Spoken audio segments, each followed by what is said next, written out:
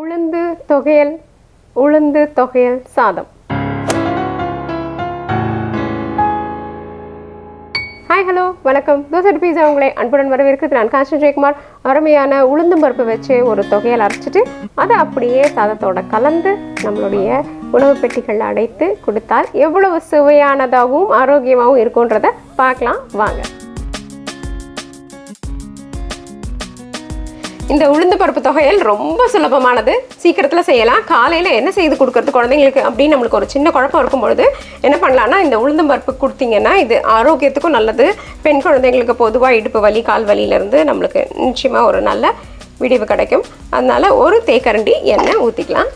அந்த ஒரு தேக்கரண்டி எண்ணெய் கூட நாம் 4 மேஜை கரண்டி அளவுக்கு உளுத்தம் பருப்பு வச்சுருக்கோம், அதை போட்டுடலாம். இப்போ இந்த உளுத்தம் பருப்பு ஒரு நிறம் மாற்றத்துடன் வறுபட்டிருக்கு. இப்போ நம்ம என்ன பண்ணலான்னா, காய்ந்த மிளகாய் நம்ம குடும்பத்தின் காரத்துக்கு ஏற்ற மாதிரி உபயோகப்படுத்திக்கலாம். நம்ம இப்போ 3 உபயோகப்படுத்துகிறோம். இங்கே சிறிய துண்டு இஞ்சி. இஞ்சி ஜீரணத்துக்கு ரொம்ப நல்லது, அதனால் நம்ம இஞ்சி சேர்த்துக்கிறோம். இங்கே ஒரு சிறிதளவு புளி.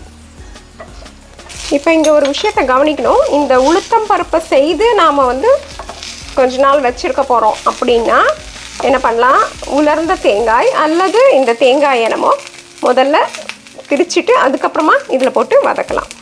அப்படி நம்மளுக்கு இதை உடனே உபயோகப்படுத்திட போகிறோம் அப்படின்னா இந்த தேங்காயை இப்படியே போட்டு அரைச்சிக்கலாம். இப்போ இது நல்லா வறுபட்டுடுச்சு. எடுத்து கொஞ்சம் நேரம் ஆற வச்சுட்டு அதுக்கப்புறமா நம்மளுடைய இயந்திரத்தில் போட்டு இதை அரைச்சி எடுத்துக்கலாம்.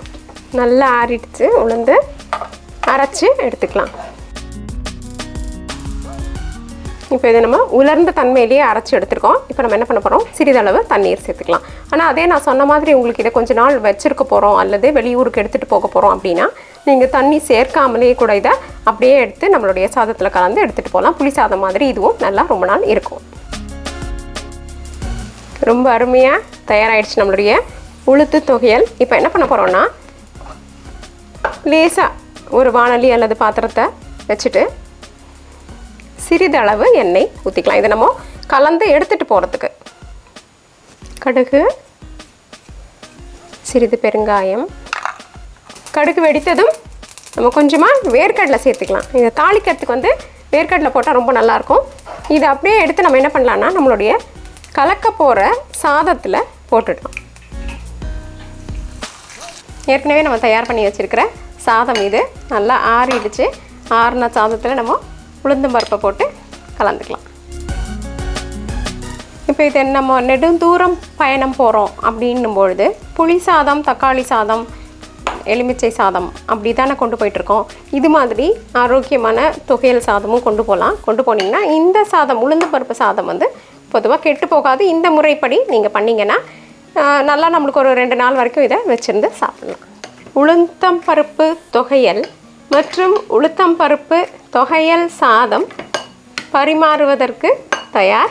நிறைய பேருக்கு எப்பொழுதுமே வெறும் புளி சாதம், எலுமிச்சை சாதம் மட்டும்தான் கொடுத்து அனுப்ப முடியுங்களா? குழந்தைங்களுக்கு மற்றும் குடும்பத்தினருக்கு எல்லாருக்கும் நம்மளுடைய உணவு பெட்டிகளில் கொடுத்து அனுப்புறதுக்கு மற்றும் நெடுந்தூர பயணம் செல்லும் பொழுது எடுத்துகிட்டு போகிறதுக்கு இதுதான் இருக்கா அப்படின்னு கேட்டிருந்தாங்க. அதனால தான் ஒரு மாறுபட்ட கருத்தாக இது உளுத்தம் பருப்பு தொகையல் மற்றும் அதே உளுத்தம் பருப்பு தொகையல் சாதம் செய்தீங்கன்னா இது நீண்ட ஒரு 1-2 நாள் வரைக்கும் நல்லாவும் இருக்கும், ஆரோக்கியமாகவும் இருக்கும், ரொம்ப சுவையாகவும்.